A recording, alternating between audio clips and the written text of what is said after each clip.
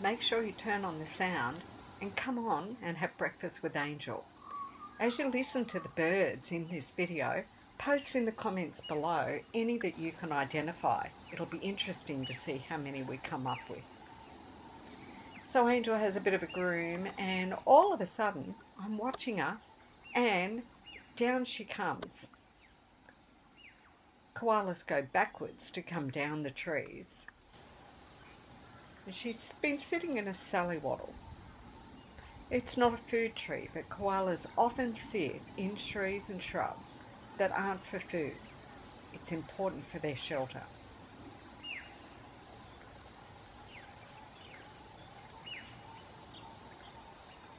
I couldn't believe my luck that I came along, and only a minute later she decides to move.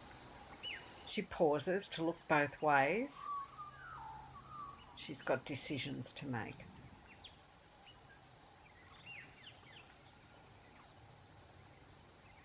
Okay, she seems to have made up her mind. Down to the ground.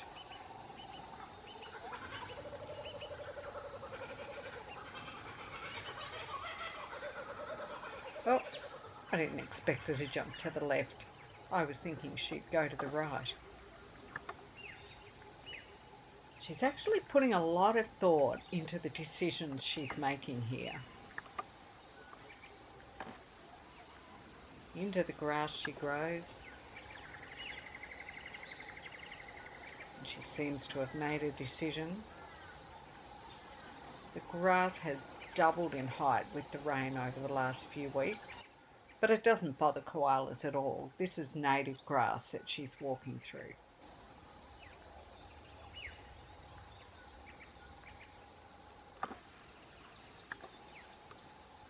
That's a young self-sown pink bloodwood tree. More checking about, more decisions that she's making on what to do next.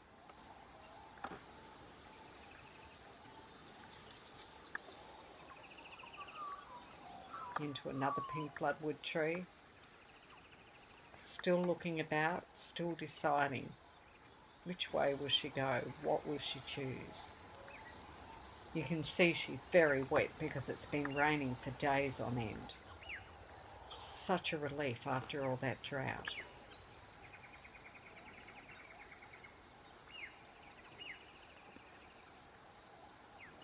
She's just about disappearing into the grass here.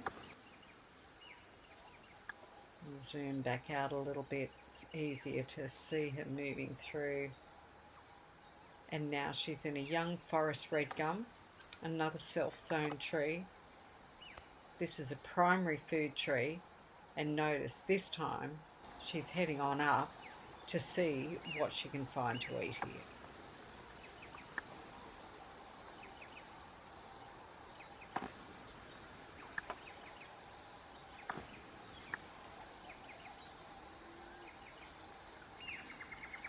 You can see some quite new green growth just in front of her back there. Everything's been bursting into growth since this rain started. She's taking her time, checking out everything surrounding her, checking the leaves out by smell.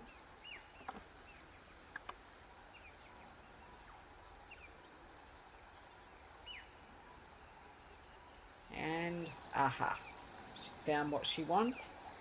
She gets to eating.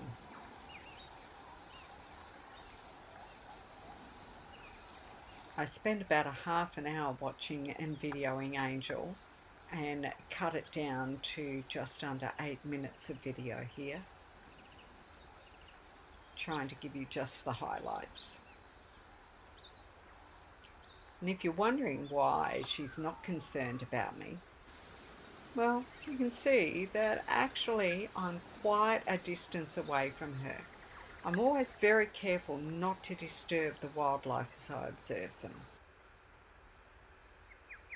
as much as is possible.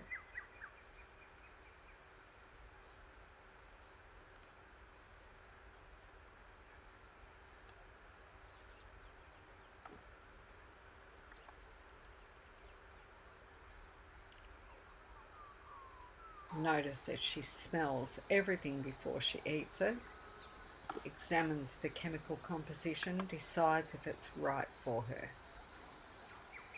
And now her weight's causing this young tree to bend right over.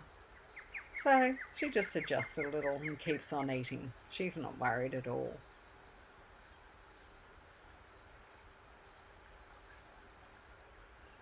Okay, time to change trees again. It's like an all-you-can-eat buffet out here at the moment.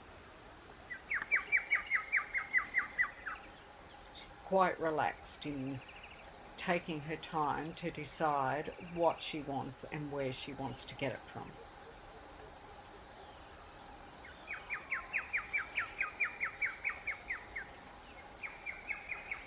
Yes, it looked like she was basically hopping through the grass then. They're much more agile than we might think they are when we watch them sleeping. This is another young forest redgum.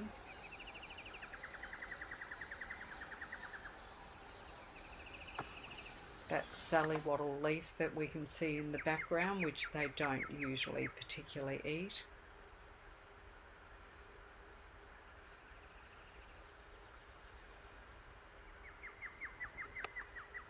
After another good browse in this young tree, she's back down and off to the next one again.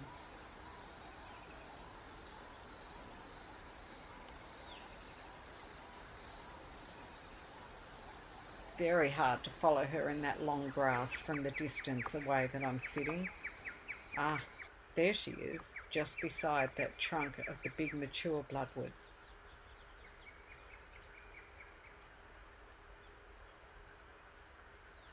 Oh, and up into a little young bloodwood.